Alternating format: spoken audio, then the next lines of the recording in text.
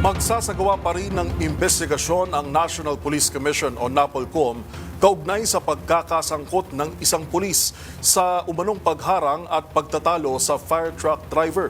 Ayon sa NAPOLCOM, may intensyon nang maghain ang naturang volunteer firefighter ng formal na reklamo. Ang mga detalye ibabalita ni Dustin Bayog. Iimbestigahan ng National Police Commission o NAPOLCOM ang Pulis Marikina na sangkot sa umunong pagharang sa responding fire truck sa isang kalsada sa Pasig City. Bagaman nirelieve na sa pwesto ng Marikina Police Station ang pulis na iniligay sa Station Headquarters Support Unit at nagkaroon na rin amicable settlement sa pagitan nito at ng may-ari ng fire truck, ay magsasagawa pa rin daw ng investigasyon ang NAPOLCOM. Ayon kay Commissioner Rafael Vicente Calinisan, ay hindi natatapos sa pag-relieve ang pananagutan, kaya ito mag-iimbestiga at upang masiguro na mananatiling tapat sa mandato ang lahat ng kapulisan. Aniya, nakatakdari ngayong araw ang intensyon ng volunteer firefighter na maghain ng formal na reklamo sa kanilang komisyon.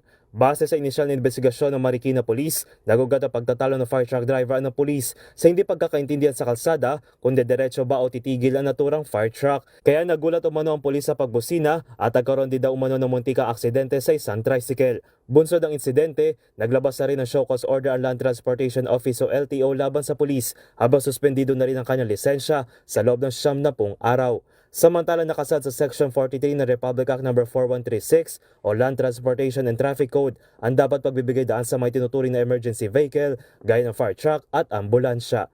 Para sa MBC TV Network News, ito si Dustin Bayog ng DZRH TV. Una sa Pilipinas, una sa Pilipino.